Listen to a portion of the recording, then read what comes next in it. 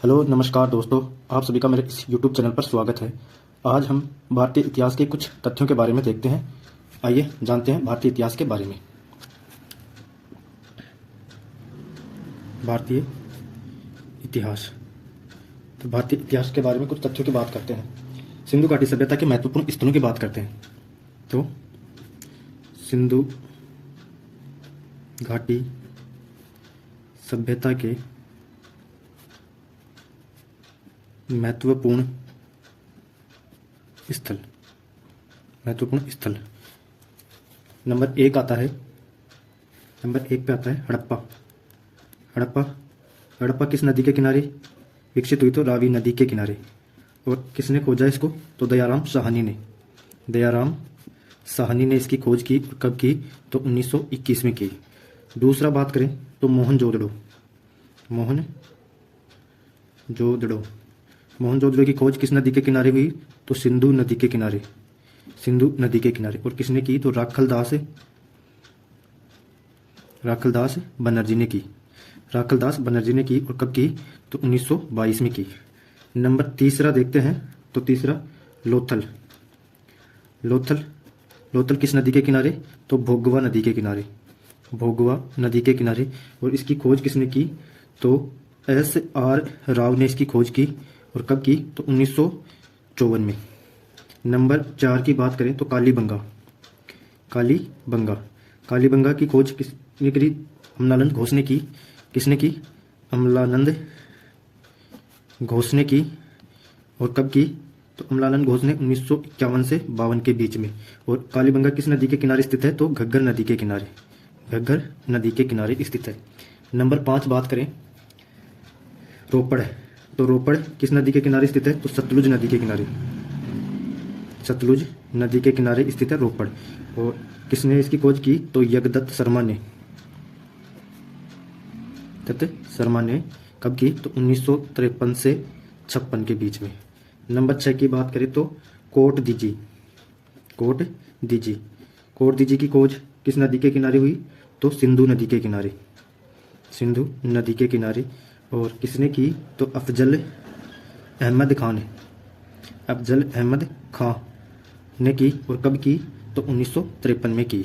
1953 में अफजल अहमद खान ने इसकी खोज की। नेक्स्ट बात करें तो 7 नंबर चन्हू दड़ो। तो चन्हू दड़ो की खोज किस नदी के किनारे हुई? तो सिंधु नदी के किनारे। और किसने की? तो N.G. मजुमदार ने इसकी खोज की। कब की? तो 1930 से 31 के बीच में। नंबर 8 की बात करें तो रंगपुर इसकी खोज किस नदी के किनारे? तो मादर नदी के किनारे। M. वत्स ने की इसकी खोज। और कब की? 1931 में। नेक्स्ट बात करें 9 नंबर की बात करें तो आलमगीरपुर। और ये किस नदी के किनारे विकसित हुई? तो हिंडन नदी के किनारे। और इसकी खोज किसने की? तो यज्ञदत्त शर्मा ने इसकी खोज की। और कब की? तो 1958 में इसकी खोज हुई। नंबर 10 की बात करें तो नंबर 10 पे आता है सूतकांगे डोर। तो सूतकांगे डोर किस नदी के किनारे है? तो दाश्क या दस्त नदी के किनारे विकसित हुई। और इसकी खोज किसने की? तो ओरेल स्टाइन ने इसकी खोज की। और कब की? तो 1927 में इसकी खोज की। नंबर 11 की बात करें तो बनावली कहाँ है? हरियाणा में स्थित है। और इसकी खोज कौन सी नदी के किनारे? रंगोई नदी के किनारे इसकी खोज हुई। और किसने की? तो रविंदर सिंह बिष्ट ने की। और कब की? तो 1973 से 74 के बीच में। नेक्स्ट बात करें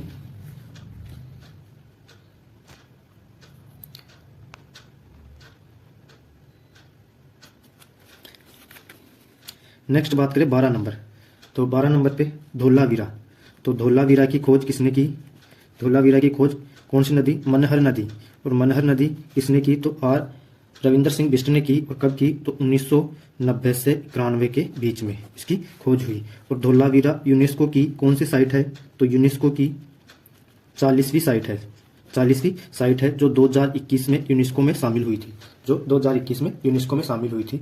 अब इनका एक बार फिर से देख लेते हैं। तो हड़प्पा किस नदी के किनारे? रावी नदी के किनारे दयाराम साहनी ने इसकी खोज की, कब की? 1921 में। मोहनजोदड़ो सिंधु नदी राखलदास बनर्जी 1922 में। लोथल भोगवा नदी SR राव ने 1954 में, और लगभग माने तो 1955 से इसका 56 के बीच में।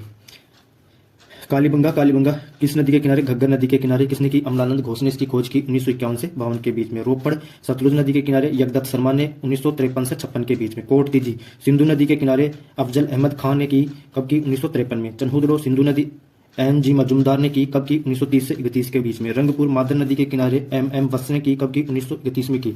आलमगीरपुर ये कौन सी नदी के किनारे? हिंडन नदी के किनारे यगदत्त शर्मा ने 1958 में की। सूतकांगेड और दास के दस्त नदी के किनारे विकसित हुई, और किसने की? ओरेल स्टाइन ने की 1927 में। बनावली रंगोई नदी के किनारे रविंदर सिंह बिष्ट ने 1973 से 74 के बीच में। धोलावीरा मनहर नदी के किनारे रविंदर सिंह बिष्ट ने इसकी खोज की, और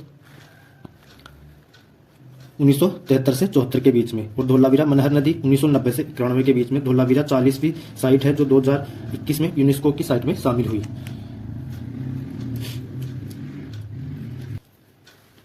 नेक्स्ट बात करें तो हड़प्पा सभ्यता के बारे में बात करते हैं। अब हड़प्पा सभ्यता, तो हड़प्पा सभ्यता का उत्तरी बिंदु दक्षिणी बिंदु ये देखते हैं। अब तो हड़प्पा सभ्यता को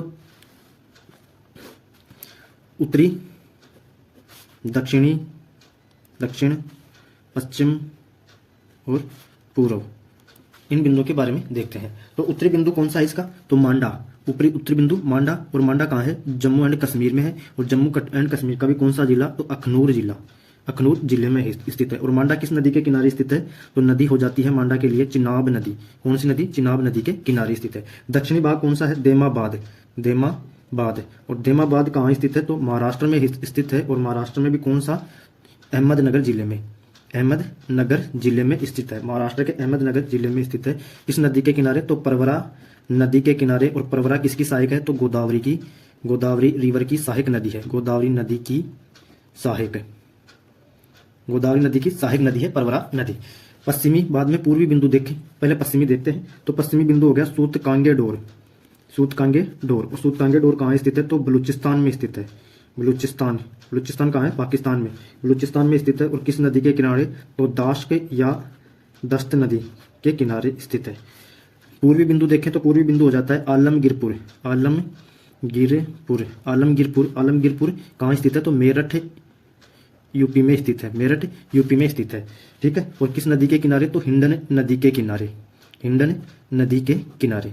तो हड़प्पा सभ्यता का उत्तरी बिंदु कौन सा? मांडा हो गया। किस नदी के किनारे? चिनाब नदी के किनारे। दक्षिणी बिंदु देमाबाद परवरा नदी के किनारे। पश्चिमी बिंदु सूतकांगेडोर दाश्क या दस्त नदी के किनारे। और आलमगीरपुर ये मेरठ यूपी और हिंडन नदी के किनारे स्थित हो जाता है। अब इसके बाद में देखते हैं हड़प्पा सभ्यता का, अब इसके बाद में देखते हैं हड़प्पा सभ्यता का विस्तार। तो नेक्स्ट है हड़प्पा सभ्यता का विस्तार। तो हड़प्पा सभ्यता के विस्तार के बारे में देखते हैं। तो हड़प्पा सभ्यता का विस्तार 3 देशों में मिलता है, अफगान, पाकिस्तान और भारत में। इन 3 देशों में इसका विस्तार मिलता है। तो अफगानिस्तान की बात करें तो अफगानिस्तान, अफगान में इसके 2 स्थल हैं। अफगान में इसके 2 स्थल हैं। कौन से? सुरतगोई और मुंडीगोक, मुंडीगोक। ये 2 स्थल कहाँ स्थित है? अफगानिस्तान में स्थित है। और ये हड़प्पा सभ्यता के, हड़प्पा सभ्यता के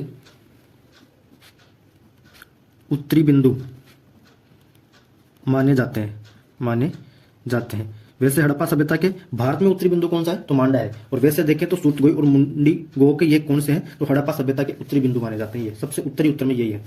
नेक्स्ट बात करें तो बलूचिस्तान। तो बलूचिस्तान कहाँ है? पाकिस्तान में है।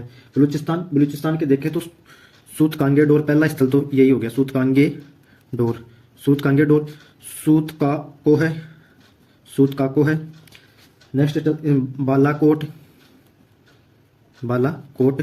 इसके बाद में नेक्स्ट स्थल देखें तो मेहरगढ़ हो गया। इसके बाद में देखें मेहरगढ़ के बाद में रानागुड़ई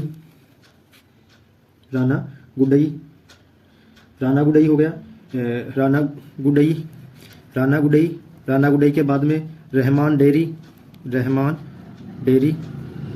रहमान डेयरी,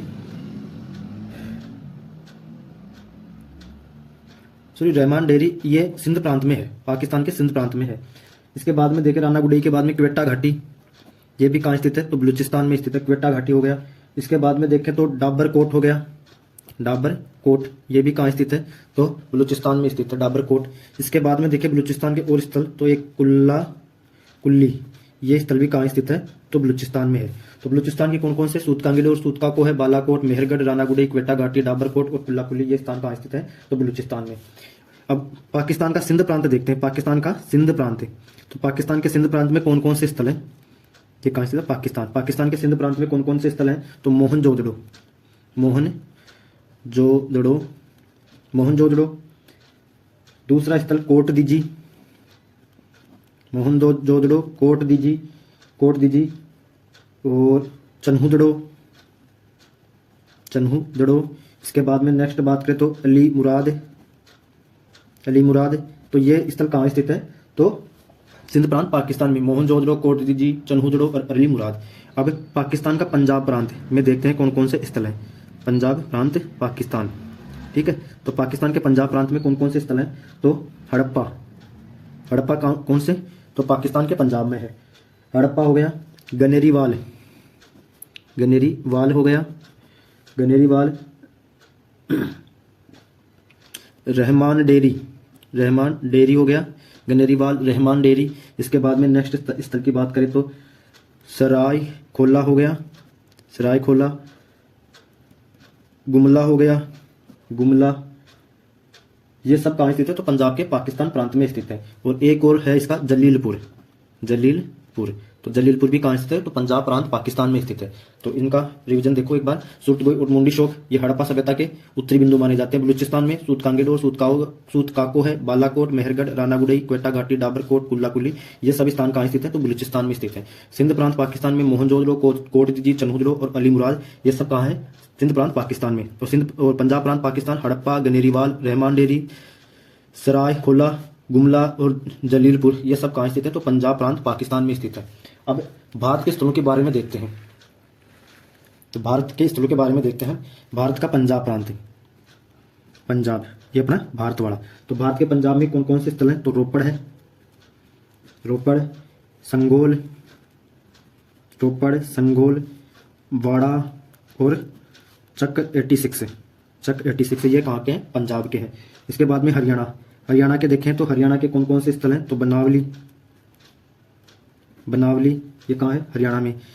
मित्थाथल, ये भी कहाँ है, हरियाणा में। राखीगढ़ी भी कहाँ है, तो हरियाणा में है। और बालू, ये भी कहाँ है, हरियाणा में है। और कुनाल, ये भी कहाँ है, हरियाणा में है। इसके अलावा भरना, ये भी कहाँ है, तो हरियाणा में है, ठीक है। तो हरियाणा के बनावली, मिथ्याथल, राखीगढ़ी, बालू, कुनाल और भरना, ये सब कहाँ के स्थल है, तो हरियाणा के स्थल है। इसके बाद में देखें तो राजस्थान के स्थलों के बारे में देखें तो कालीबंगा और पीलीबंगा, ये कहाँ की है, तो कालीबंगा और पीलीबंगा ये राजस्थान के स्थल हो जाते हैं।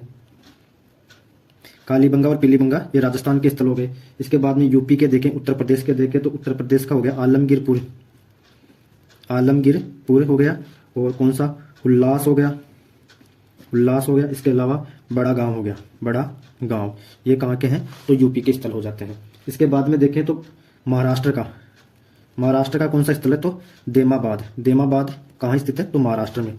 इसके बाद में देखें तो अपने गुजरात के सर्वाधिक स्थल है भाई। तो गुजरात के कौन कौन से स्थल हैं सर्वाधिक, तो धोलावीरा गुजरात में है। सुरकोटड़ा,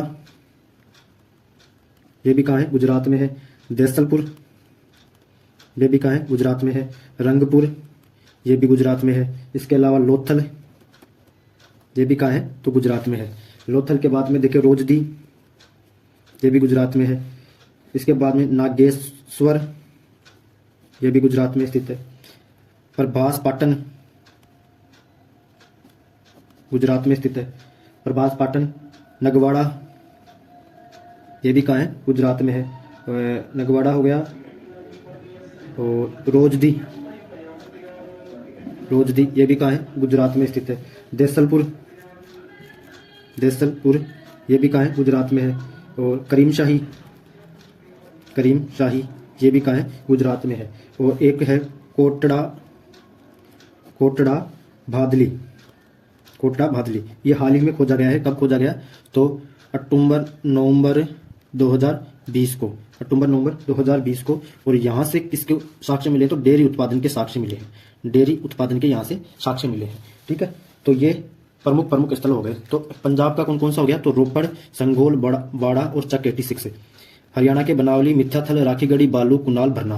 राजस्थान के कालीबंगा और पीलीबंगा। यूपी के आलमगीरपुर, उल्लास और बड़ागांव। महाराष्ट्र का देमाबाद, गुजरात का धोलावीरा, सुरकोटा, देसलपुर, रंगपुर, रोथल, रोजदी, नागेश्वर, प्रभास पाठन, नगवाड़ा, रोजदी, देसलपुर, करीमशाही, कोटड़ा, भादली, ये सब कहाँ के स्थित है, गुजरात के स्थित है। और एक और स्थल है शिकारपुर, ऐसे तो शिकारपुर ये भी कहाँ है, गुजरात में। इसके अलावा शिकारपुर के अलावा मेघम, ये भी कहाँ है, गुजरात में है। मेघम, ये सब स्थल कहाँ है, तो गुजरात में है। नेक्स्ट इसके बाद में देखते हैं नदियों के प्राचीन एवं नवीनतम नाम। तो नदियों के प्राचीनतम नाम और वर्तमान में उन नदियों को किस नाम से जाना जाता है, उनको देखते हैं। तो वर्तमान में नाम और प्राचीन नाम। प्राचीन में किस नाम से जाना जाता था, प्राचीन नाम। तो वर्तमान में जो झेलम नदी है, झेलम नदी को किस नाम से जाना जाता है, वर्तमान में झेलम नदी को किस नाम से जाना जाता है, चिनाब को किस नाम से जाना जाता है। इसके बाद में व्यास को किस नाम से जाना जाता है, व्यास के बाद में रावी को किस नाम से जाना जाता है, रावी के बाद में सतलुज को किस नाम से जाना जाता है, सतलुज को किस नाम से जाना जाता है। इसके बाद में काबुल को किस नाम से जाना जाता है। ठीक है, और इसके बाद में घग्गर नदी को किस नाम से जाना जाता है। इसके बाद में गंडक नदी को किस नाम से जाना जाता है। नेक्स्ट नदी की बात करें तो सोहन नदी को किस नाम से जाना जाता है। गोमल नदी को किस नाम से जाना जाता है, गोमल नदी को किस नाम से जाना जाता है। कुर्रम नदी को किस नाम से जाना जाता है, एक हो गई कुर्रम, कुर्रम नदी को किस नाम से जाना जाता है। तो झेलम नदी को प्राचीन नामों में किस नाम से जाना जाता था, तो वित्तिस्ता, वित्तिस्ता के नाम से जाना जाता था। चिनाब नदी को किस नाम से, अस्किनी, अस्किनी नाम से जाना जाता था। व्यास को विपासा, विपासा। रावी को पुरुषणी, पुरुषणी नदी के नाम से जाना जाता। सतलुज को सतुद्री, सतुद्री नदी के नाम से जाना जाता। काबुल को कुंभा नदी के नाम से जाना। घग्गर को द्वेषवती, द्वेषवती, द्वेषवती। और गोमल को गोमती नदी के नाम से जाना जाता। सोहन नदी को किस नाम से, तो सुबोमा के नाम से जाना जाता था, सुबोमा। और गंडक को सदानीरा के नाम से जाना जाता था। और कुर्रम को किस नाम से जाना जाता था, तो कुर्रम को कुर्मू नाम से जाना जाता था, कुर्मू या कुर्भू नाम, कुर्भू भी बोल सकते, कुर्भू। ठीक है, तो झेलम को वित्तिस्ता, चिनाब, अस्किनी, व्यास, विपासा, रावी, पुरुषणी, सतलुज, सतुदरी, काबुल, कुंभा, घग्गर, द्वेषवती, गंडक, सदानीरा, सोहना और सुबोमा। सोहन नदी को सुबोमा, गोमल गोमती नदी और कुर्रम को कुर्भू के नाम से जाना जाता था। इसके बाद में देखें नेक्स्ट, इसके बाद में देखते हैं प्रमुख बौद्ध संगतियां। तो प्रमुख बौद्ध संगतियां, प्रमुख बौद्ध संगति। तो प्रमुख बौद्ध संगतियों के बारे में देखते हैं। तो प्रथम बौद्ध संगति कब हुई, प्रथम बौद्ध संगति किस स्थान पर हुई, तो राजगृह में, राजगृह में हुई। और कौन से वर्ष में हुई, तो 1883 ईसा पूर्व में हुई, ईसा पूर्व में हुई। और किसके शासन काल में हुई, तो अजात शत्रु के शासन काल में हुई। और अजात शत्रु किस वंश से संबंधित था, तो हर्यक वंश से संबंधित था। और इसका अध्यक्ष कौन था, तो महाकश्यप। तो इसका अध्यक्ष कौन था, महाकश्यप इसका अध्यक्ष हो जाता है। ठीक है, तो यहां पर हो गया संगति, यहां पर हो गया स्थान, यहां पर हो गया वर्ष, यहां पर हो गया शासक और यहां पर हो गया अध्यक्ष। कौन अध्यक्ष था। द्वितीय बौद्ध संगति, द्वितीय बौद्ध संगति कहां पर हुई, तो वैशाली में हुई, वैशाली में हुई द्वितीय बौद्ध संगति। कब हुई, 383 ईसा पूर्व में हुई, मतलब इसके 100 साल बाद में हुई। और किसके काल में, तो कालाशोक के कार्यकाल में, कालाशोक के कार्यकाल में हुई। और कालाशोक किस वंश से संबंधित था, तो शिशुनाग वंश से संबंधित था, शिशुनाग वंश से संबंधित था। और अध्यक्ष कौन था इसका, तो सबकामी, सबकामी इसका अध्यक्ष था। इसी को सर्वकामी या यशाचार्य भी कहा जाता है इसी को। ठीक है, तृतीय बौद्ध संगति, तृतीय बहुसंगति किसके शासनकाल में हुई? तो तृतीय बहुसंगति अशोक के शासनकाल में हुई। और अशोक किस वंश से संबंधित था? तो मौर्य वंश से संबंधित था। मौर्य वंश से संबंधित था। और इसका अध्यक्ष कौन था? तो मोगलीपुत्र तिष्य। मोगलीपुत्र तिष्य इसका अध्यक्ष था। और कहां पर हुई? तो पाटलिपुत्र में हुई। पाटलिपुत्र में हुई। कब हुई? तो 251 या 250 ईसा पूर्व में। ठीक है। चतुर्थ बहुसंगति कहां हुई? तो कुंडलवन कश्मीर में, जम्मू एंड कश्मीर में हुई। कुंडलवन कश्मीर में हुई। और कब हुई? तो ईसा की प्रथम शताब्दी में हुई। ईसा की प्रथम शताब्दी में। और किसके शासनकाल में? तो कनिष्क के शासनकाल में।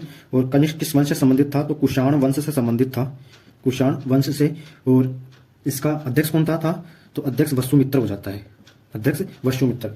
नोट करके लिखने वाली बात है कि चतुर्थ जो बहुसंगति हुई थी उसी में उपाध्यक्ष भी बनाया गया था। उपाध्यक्ष। और ये पहली बार बनाया गया। पहली बार। और पहली बार किसको बनाया गया? तो पहली बार ये अश्वघोष को बनाया गया। अश्वघोष। और इसी को किस नाम से जाना जाता है? तो बुद्ध घोष के नाम से भी जाना जाता है। बुद्ध घोष के नाम से भी जाना जाता है। तो पहली बार उपाध्यक्ष किसको बनाया गया? तो अश्वघोष को बनाया गया। आई होप आपको ये वीडियो अच्छा लगा होगा। यदि वीडियो अच्छा लगे तो लाइक, सब्सक्राइब एंड शेयर करना न भूलें। Thank you. मिलते हैं नेक्स्ट वीडियो के साथ।